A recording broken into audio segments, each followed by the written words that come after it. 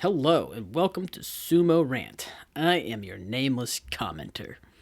If you like sumo and you want to hear a guy rant about sumo for the next 30 minutes, then come on and join me here. Let's dive into this Hatsu Basho. With a 12-3 record, and I'm sure we all predicted this, Io Nishiki won the Yusho. This is his second in a row. It's his first as an Ozeki. He wins it in a playoff victory against a Tamafuji with a Kube Nage, a neck headlock throw. What a fun basho to kick off the year. If you asked me if I had this on my bingo card, no, I did not. I was looking forward to this Yusho for Io Nishiki, his first one as an Ozeki.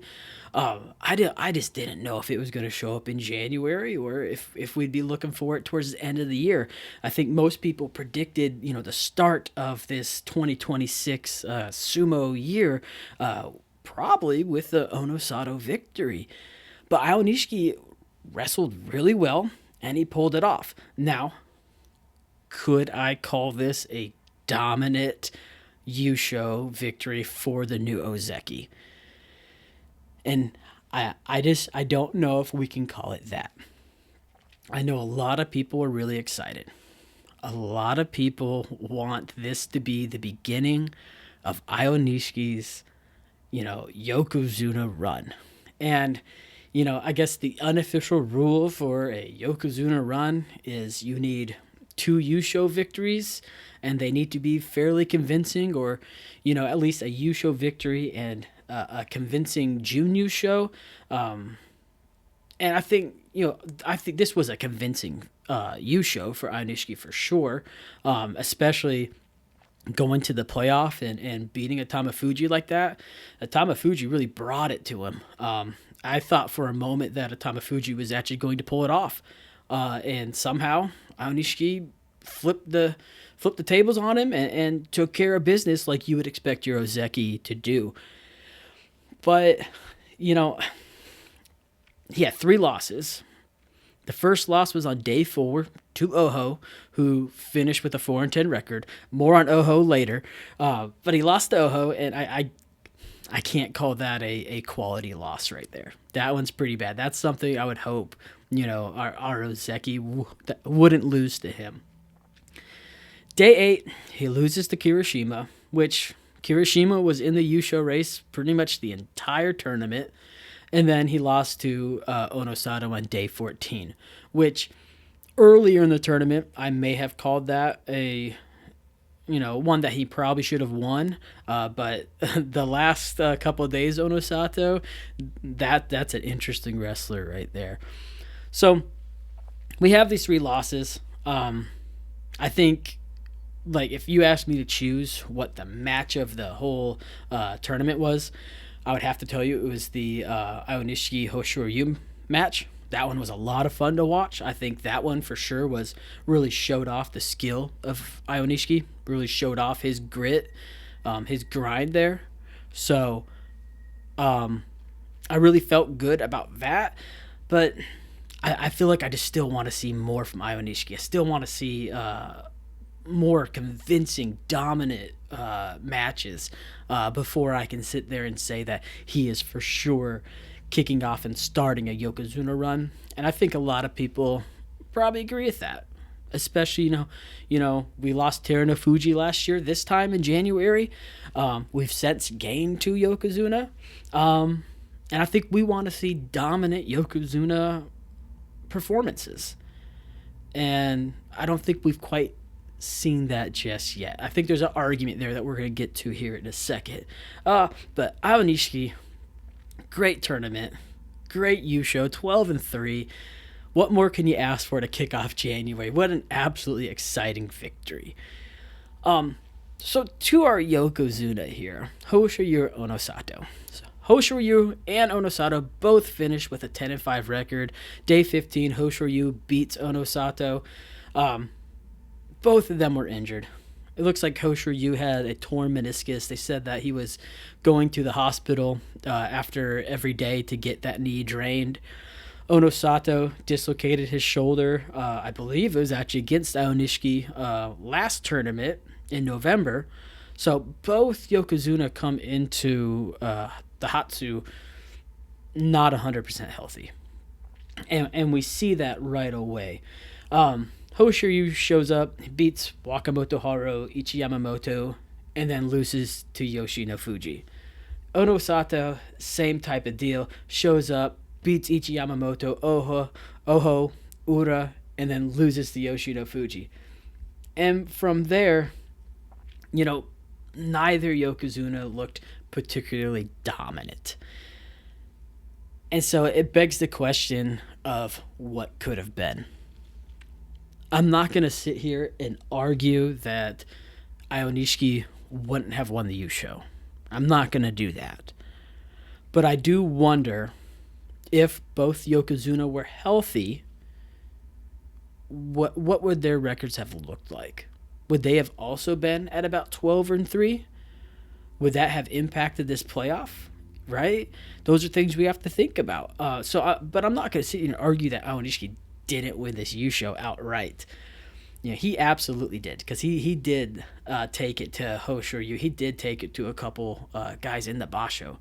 But we still have to kind of look at that. And, I think the fun thing about what we're seeing with Aonishiki, Hoshiryu, Onosato is it truly is a game of rock, paper, scissors.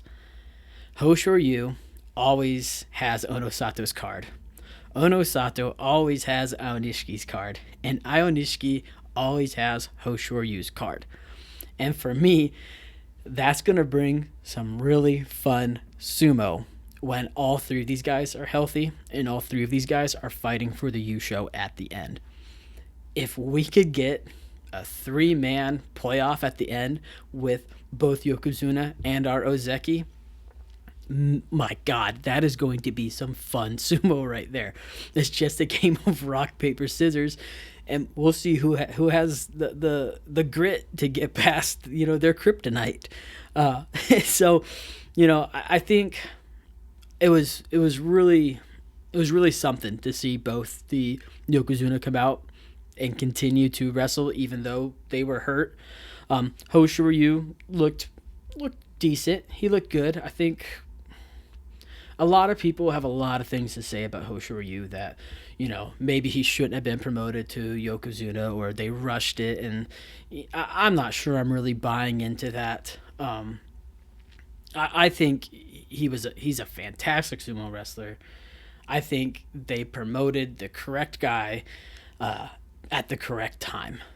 I think he's been plagued with injury. I think he's been plagued with bad luck. I would like to see what would happen if he hadn't hurt his toe, if he hadn't hurt his knee. Like, it just feels like we're going on a full year now in March of Yokozuna Hoshiryu. And it feels like every single Basho, there's something going on with him. There's always something hurt with him. And so I don't think it's fair to sit there and say he's not a Yokozuna. Like, absolutely he is. And I'm looking forward to seeing him when he is finally 100% healthy. Onosato, on the other hand, has absolutely shown some dominance as the Yokozuna. He has a Yusho of 14-1. He has shown that he can blow people out of the dojo in a matter of seconds. He has really, really shown some impressive skill here. And the one thing I think we really need to acknowledge about Onosato from the Hatsu Basho is how scary he can be. So we get to day 8, 9, and 10, and Onosato loses to Hakuno Fuji, Wakamoto Haru, and Atami Fuji. And all three of those losses weren't great. It looked like he was pained. It didn't look like he had, the full use of his left arm. I honestly thought he was going to go Kyujo. I thought he was just going to kind of back out of the tournament and say, I'm going to focus on my health, be ready for March. And he didn't. He didn't do that at all. Instead, he comes back day 11, beats Kirishima, day 12, Takayasu, day 13, Kotozakura, day 14, Ionishiki. And that Ionishiki match, that was a really good one. And this is the thing that's should be really scary about Ono Sato, is he did all of that with one arm. He did all of that with one arm. He beat the Ozeki, the Yusho winner, Ionishiki, with one arm in about 3 seconds. We're going to let that sink in for a second. About 3 seconds with one arm. What's really scary about that is what's going to happen when he has both arms back. Ono Sato learned something this tournament. Ono Sato learned where his limits are. Ono Sato learned how to dig deep when he was in pain. Learned the responsibilities of a Yokozuna.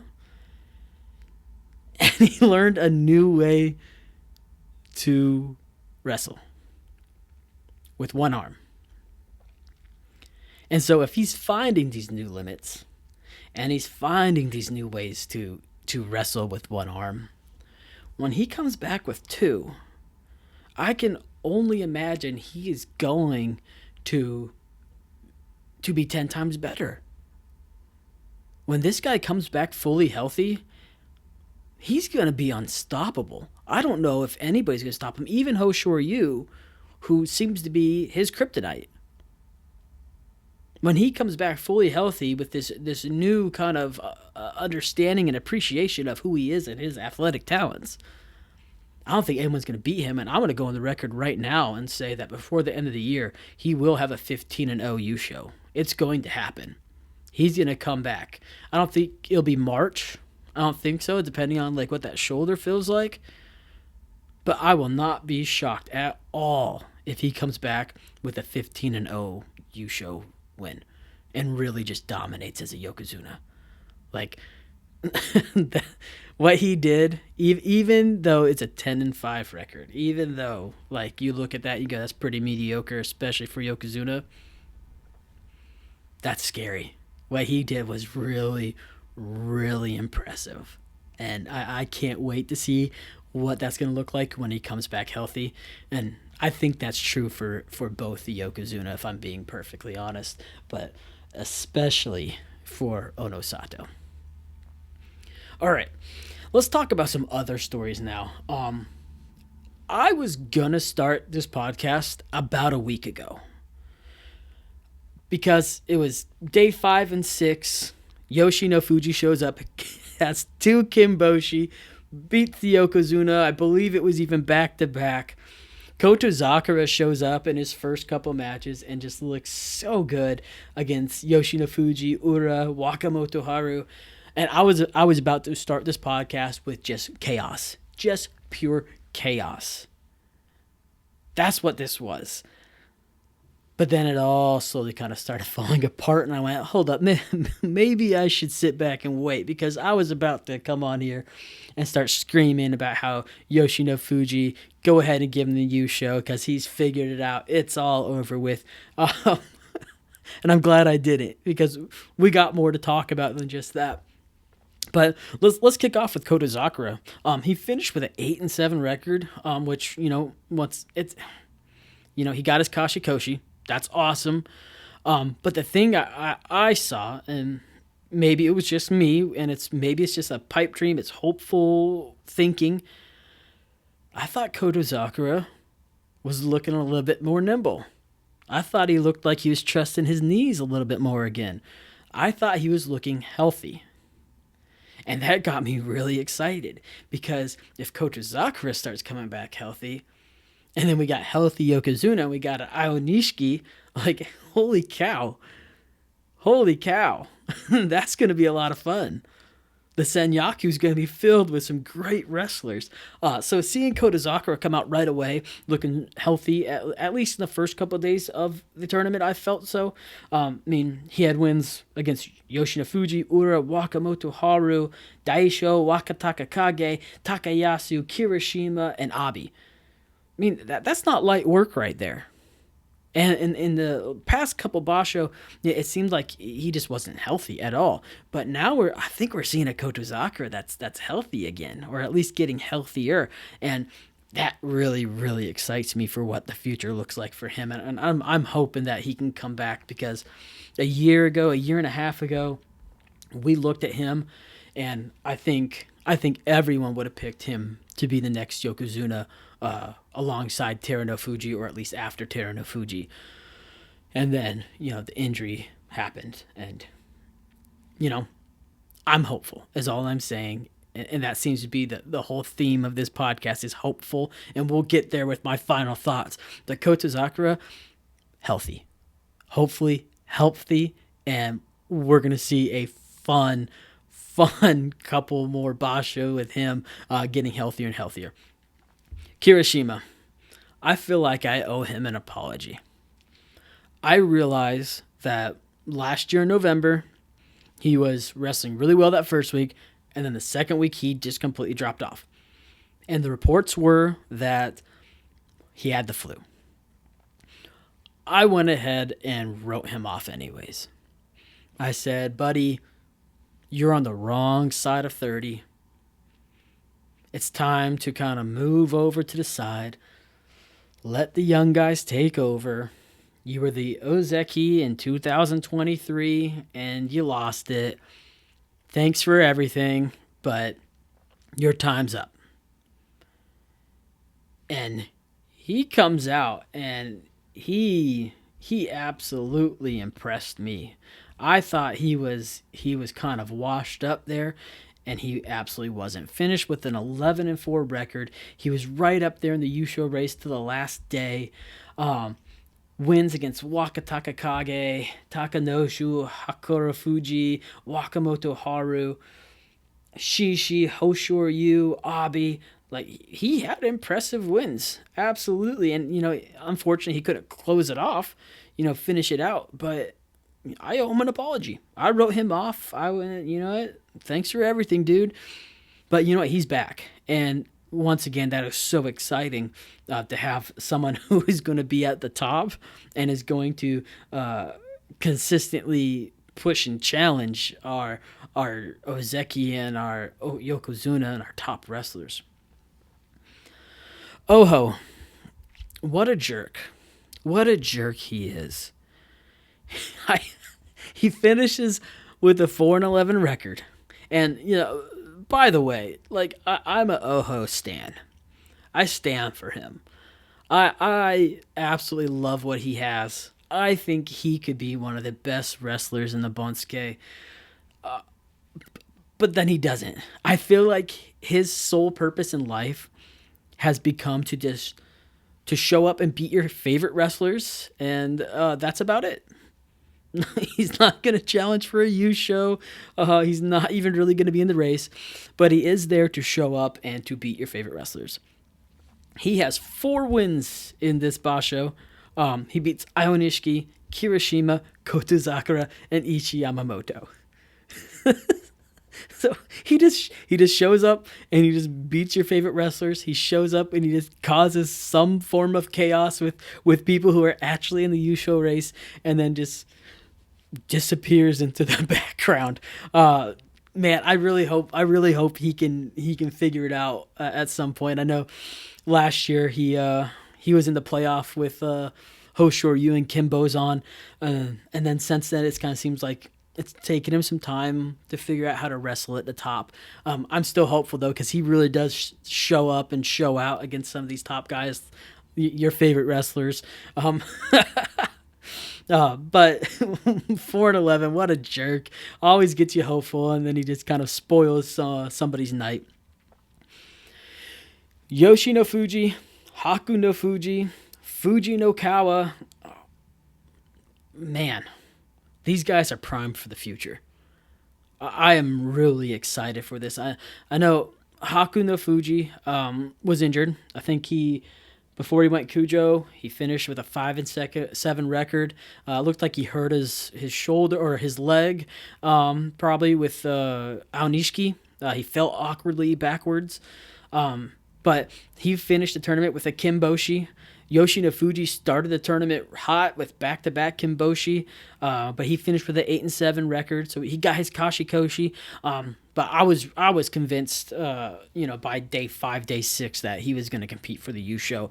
So it was really, to me, it's a little disappointing that he wasn't there. But 8-7 is still respectable, especially because this was like the highest rank he's ever achieved. He's still super young. He's still figuring things out.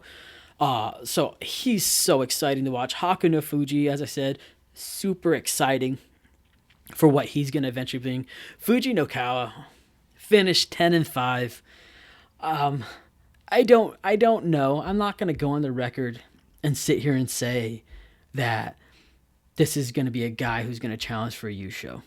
This is going to be a guy that, could be an Ozeki one day. I don't know if that's ever going to be his fate. He might be a little too small for this sport, but my God, is he fun to watch. Even like one of my favorite matches from this Basho was Fujinokawa and Shishi. That was so much fun to watch. Shishi's a giant. Fujinokawa is just speed and strength, and he tries to throw him, but he just can't get him. Either way, no matter what happens, Fujinokawa, if he did show up maybe in 27, 28 and win a Yusho, I wouldn't be shocked one bit. If you told me that he squeaks one out later this year, I don't know if I'd be shocked. He just looks so much fun. And the same for Yoshino Fuji and Haku no Fuji. They are just so much fun to watch. And it's so fun to see them get better and better every Basho that we watch. I'm excited for the future. I'm excited for what that looks like. If these three, even if they display spoiler for the next year or two, that's 3 Kimboshi between Yoshino Fuji and Haku no Fuji. And that's not even talking about Atama Fuji, who finished with a 12-3 record, Jun Yusho. He had 8 wins in a row, 1 Kimboshi against Onosato. And he's only, 23 years old? We could throw him in the mix with this young core. And talk about probably one of the sweetest guys in sumo. How can you not root for Atama Fuji? He's another one, I hope that this isn't the last we see of him. I hope Atama Fuji goes on an Ozeki run. I hope he keeps climbing these ranks. I hope we continue to see him at the top. I hope we continue to see him wrestling the Yokozunas, wrestling the Ozekis. And I kind of hope I see him win a couple of those matches too. I love Onosato, Hoshiryu, Aonishi, Kotozakura. But I want to see Atama Fuji with him too. And he's so young, and his career has really, really just started. But he's going to get there. He really is. And I'm so excited to see that. I mean, that's 3 Kimboshi amongst those 4 right there. And Fujinokawa didn't even get a chance to wrestle, the Yokozunas. And so who knows what would have happened if he had the opportunity to wrestle Hoshoryu or Onosato. But I'm sure he would have brought a fun match to watch. All right, let's wrap up this rant with my final thoughts for 2026. As I already said, I wanted to start this podcast a week ago. I saw the Kimboshis. I saw the great wrestling from Kotozakura and Kirishima. Oho was looking great. Aonishiki was wrestling well. And I was watching this and I wanted to start it, and then it just kind of started falling apart about halfway through the Basho, and I pumped the brakes for a second. I said, hold up. Maybe not. Let's wait until the end so I can get my full thoughts and I don't sound completely ridiculous with my hot takes, we should say. So my final thoughts on this Basho, the Hatsu Basho, was is it chaos? Is it disappointment in, what could have been from the Yokozuna? And my final thoughts is not just for this boss show, but for all of 2026. And it's hope. It's hopeful. Yeah, the Yokozuna weren't dominant. Yeah, the Yokozuna, maybe were a little disappointing this boss show. But what we can take from this is if both of those guys come out of this tournament with a 10-5 record with a torn meniscus and a dislocated left shoulder, we should walk away from this a little scared. Because what are they going to do when they're fully healthy? Ono Sato especially, we've already covered this. What is he going to do when he has both of his arms healthy again? What is Hoshoryu going to do when he doesn't have to worry about a knee that is filled with fluid and he needs to get it drained all the time? That's going to be fun. That's going to be fun. I'm hopeful to see that. I'm still hopeful to see that Ono Sato is going to come out of 2026 with 3, maybe even 4 U shows. Because I believe that's how dominant he absolutely could be. And that's going to make it really difficult for Aonishiki to go on a Ozeki or a Yokozuna run. But I mean, when you have a Yokozuna this strong, this fast, this big, and he seems to be sensible enough to adjust who he is and how he wrestles and what his technique looks like, as he showed in this basho, the future of our Yokozuna is really, really bright. The young core, Yoshino Fuji, Hakono Fuji, Atama Fuji, Fuji no Kawa, those guys are lighting my world up. I can't wait to see what they continue to do. I don't know if U shows are ever going to come out of those 4, but what I do know is that if we continue to see them grow and we continue to see them, hone in their techniques, they're all younger than 26 for sure. I know that much. Atami Fuji's 23, Fuji no Kawa's 20, I believe, right? They're all very young. Their careers just started. What are they going to bring to this table as they continue to grow older and get stronger? And same thing for these older vets. Kirishima, Abi, I had them written off. I didn't think that they were going to come back. And you could argue that Abi had a lighter schedule at the bottom of the Bansuke. But he still had to show up and win. Kirishima, same thing. He had to show up and win. And he did it. And it was awesome. And both of them were in the Yusha race the whole time. The Waka brothers, Wakamoto Haro and Waka Takakage, I still believe in them. We really are only 2 months away from Waka Takakage on an Ozeki run. We believed he was going to be the Ozeki. We knew Ionishiki had an outside shot at it, but we thought it was going to be Waka Takakage. I'm not going to write him off just yet. I think he still has some juice in him. I still think Wakamoto Haro does too. I think Kotozakura is getting healthier. And I still think he has some burning desire in him to reach that Yokozuna rank. And so if I'm looking at this and I'm saying that our 2 Yokozuna, our 2 Ozeki, the 4 young guys, and then Kirishima, Abi, and the Waka Bros, I mean, we're sitting here, we're seriously talking about 8 to 12 guys who could constantly cause chaos and compete for the U show. Now, Ono Sato is going to have something to say about that. I really do believe he's about to come out on the other end of this injury and just be dominant. He's going to have something to say about that. Hoshoryu, he's going to have something to say about that. There's no way he's happy about his last couple performances, and he wants more than anything to be healthy and to dominate, to put his name out there. He's still looking for his first U show as a Yokozuna.